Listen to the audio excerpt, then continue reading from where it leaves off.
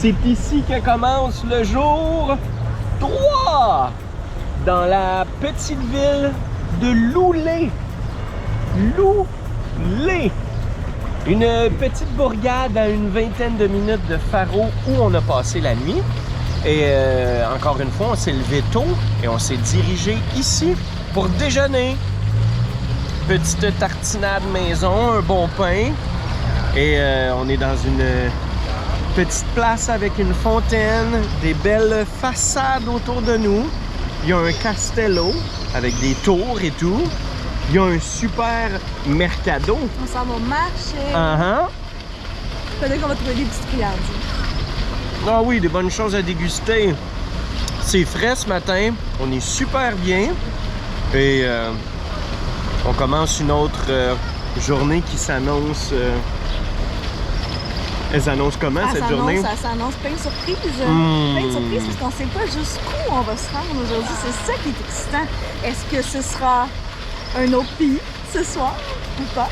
Hey! Ça, c'est excitant, là. On va peut-être passer la soirée en Espagne. C'est assez hallucinant, là. Surprise! Bonne journée!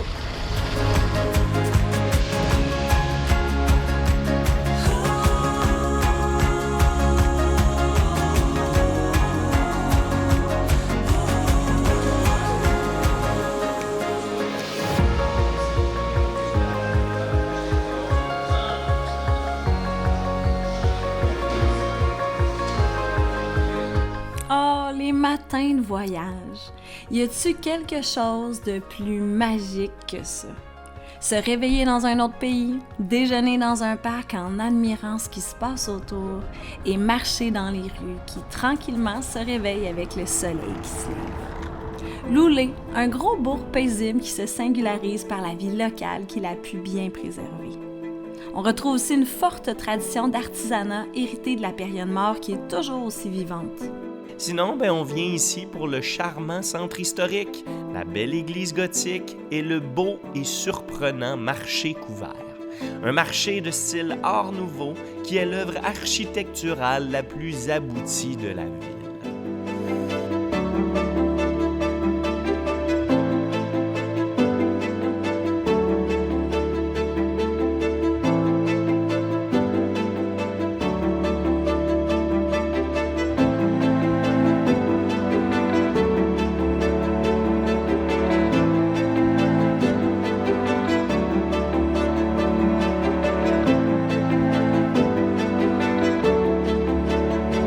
Jay va au marché. Jay et Amy vont au marché. Et ça, c'est vraiment cool. Les marchands sont en train de s'installer. Ça vient d'ouvrir et nous, on se promène tout excités dans cette belle authenticité.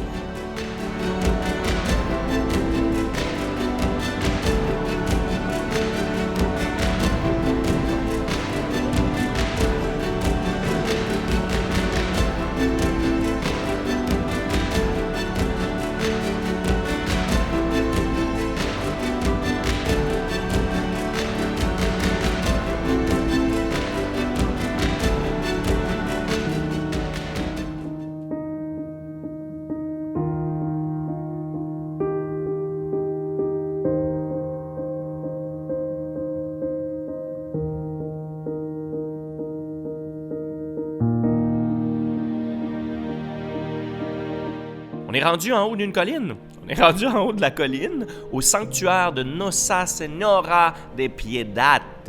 Un sanctuaire magnifiquement positionné tout en hauteur et qui est devenu, au long des siècles, un lieu de pèlerinage pour les dévots de Notre-Dame.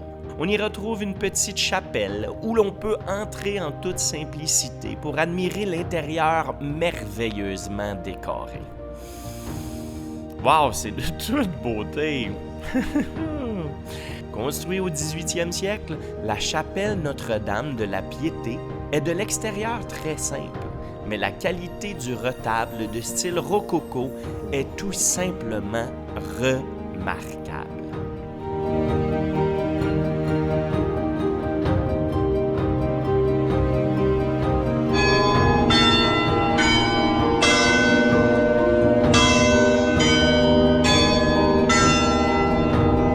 Et pour finir avec les environs, on s'est arrêté à la chapelle de São Lourenço, avec son architecture extérieure d'une élégance raffinée.